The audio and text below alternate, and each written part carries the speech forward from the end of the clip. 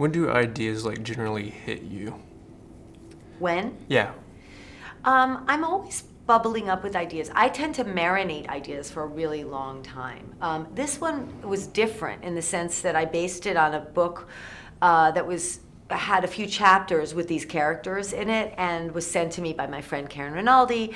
So, but I still ended up working on it for a couple of years. I'm now working on something that I've been sort of semi-thinking about for more than 5 years, but it's sort of like gradually characters accrue qualities and they start to become more and more people, and then I have to write about them. When I saw the movie, I wrote so many of your lines down. Like I just found them to be so truthful. That's so cool. When do you know that you actually have like a really good line? I don't know, I'm not sure how like your writing process is. Well, when I write, I'm doing the scenes in my head. I'm almost acting out the scenes in my head as I read them.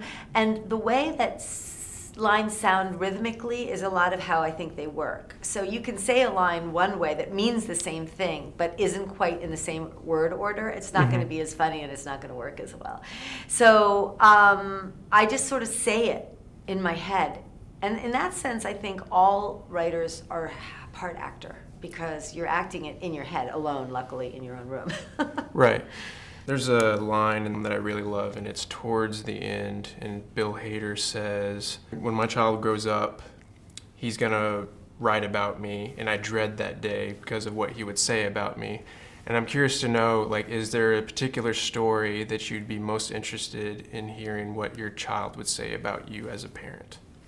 I think one of the things about the film that I like is the sort of the way the children are watching. There's a couple of scenes where the kids turn out to be listening much more than anyone says. And I think that that's generally true, and one can't control what that is. But to me, some of the most pure and kind of touching moments in it come from Justine in particular, the 16-year-old girl, who there's that moment where she says, you guys have no idea what you're doing, do you? There's no plan, is there?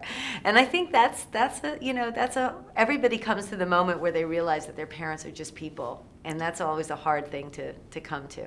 When you're working with Greta, who writes herself, do you stick to the script, or do they, since they're kind of creative thinkers themselves, do they kind of bring their own ideas to it?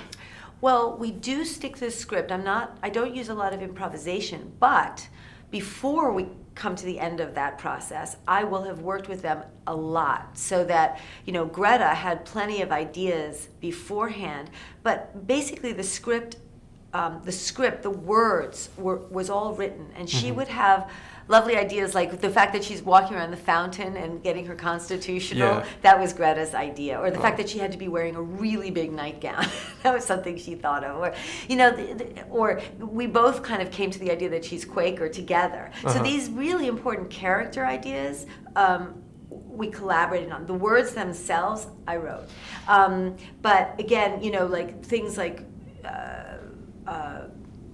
Julianne saying, "I really think I need to be seen at work." Well, that made me build the auditorium scene. And then suddenly, which is a wonderful scene, which is really an excuse to have an argument between these two people in a formal setting, and you're like, oh, okay, I understand this marriage. And so it's one of those fun scenes that do two things at once.